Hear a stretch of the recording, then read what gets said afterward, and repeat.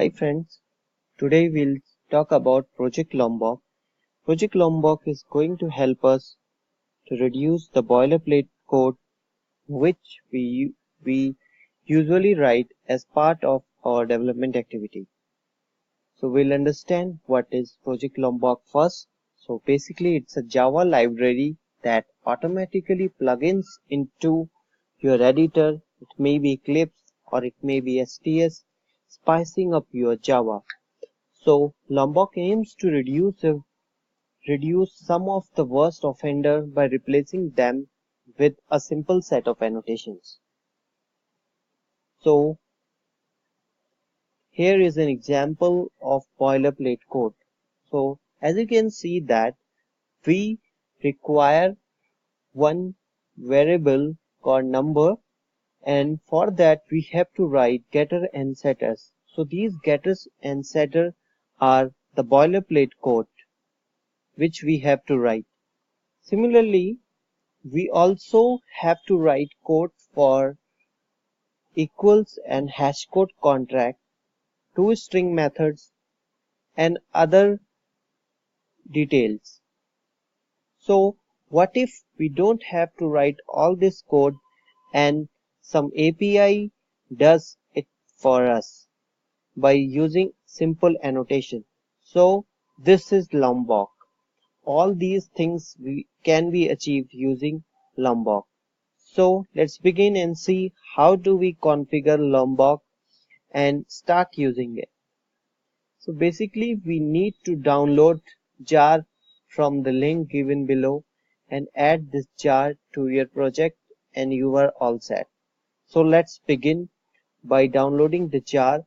As I have already downloaded the jar and put it in my tools folder, so you can see I have already downloaded the jar. So let's begin. Okay, so let's begin coding for our project Lombok. So as I have told that I have downloaded the jar file of Lombok and placed it in my tools folder. So I'm not using any Eclipse or STS ID. I'm simply using the command prompt. If you want, you can use your ID. So let's begin. First of all, I will create a directory to set up my project and I will name it as Lombok demo. So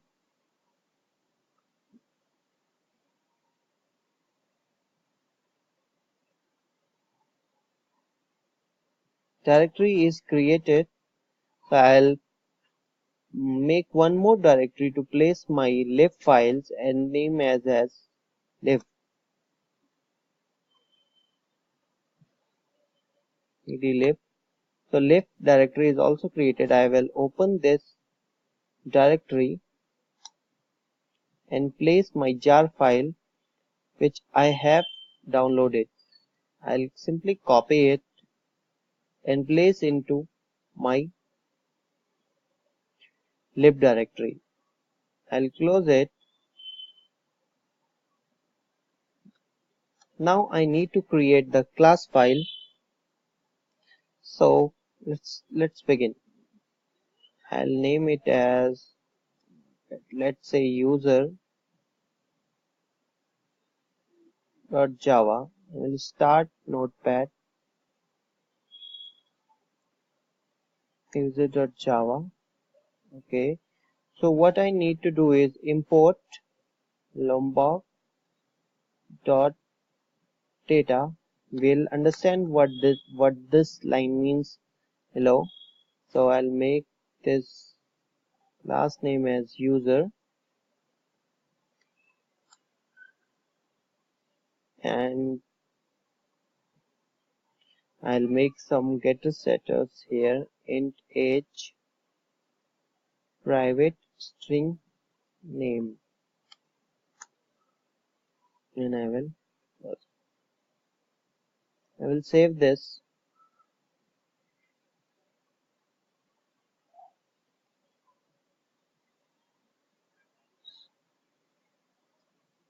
Okay, so we have written our code in our class. So let let's have a look into our class user.java. Okay, so here we have taken two data members, that is age and name, and I haven't created any getter and setter for this.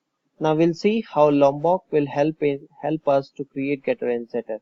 So we'll use @data annotation of Lombok API that will help us to create setter for age and name as well as equals and hash code method.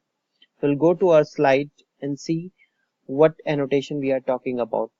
We are talking about @data annotation. It is one of the most commonly used annotation. It is a combination of @toString annotation, equals and hash code getter and setter. What I mean to say that is if you use @data annotation, you don't have to worry about any boiler code like coding for getter and setter, coding for toString, providing equals and hash code contract. You don't need to do anything. Everything is done by the Lombok API. So now we'll try to compile our code. So I am using this command line, so I will use this -cp command to include my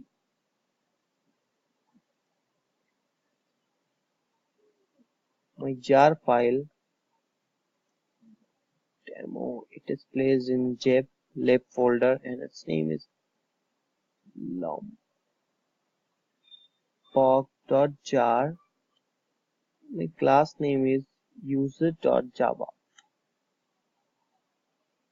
So it is giving some error. I need to check why it is giving error in @data. Just okay, we'll try to compile our class once more. So it is compiled. I will try to run it. There was no error during compilation. Java -cp. I'll go to mock demo lib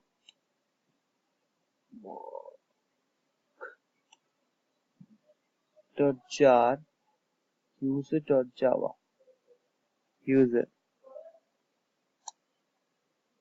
Okay, so as it is a POJO and does not contain the main file, we are getting the correct error. So we'll check the content of the class file compile and see how many methods were created and how many getter and setter were created by Lombok API. So for that we can use java p command. So java p user.class. So as you can see that I had only declared age and name variable. It has by its own created setter and getter for it, like set age, set name, get age, get name. It has automatically created. So this is the one of the major benefit of Lombok API. Okay, so as we have seen that how @data annotation is going to create the boilerplate code for us. So let's see other annotation which we can use to help us. So some of you might say that I don't want equals and hash code to be generated. I don't want toString to be generated. I only want getter and setter to be generated. So how you are going to achieve it? So simple solution for it is to use specific annotations as given, like @getter and setter annotation. So these getter and setter annotation will generate only getter and setter. So let's see how it works. User.java. I've opened it. So I'll remove this annotation and I use import statement lombok dot, let me minimize it, lombok dot getter, and similarly import lombok dot setter, and I have to use annotation at the rate getter and at the rate setter over here. I need to save it. I need to close it. I'll go back to command prompt and try to compile it first. So it compiled well. Now I will use javap command to see the member methods which are generated by Lombok API. So here you can see that the getter and setter methods are generated for age and name. We'll again check. So I'll run the javap command and I can see get age and set age, get name and set name. So I'll clear the screen and again show the javap command.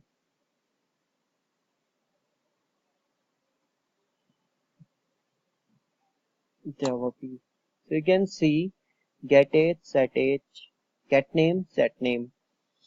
So these are few annotations which we can look into our next session. Some of them important annotations are at the rate cleanup, at the rate synchronize. So friends, will in next video we'll see about these cleanup and synchronize annotations. Thank you.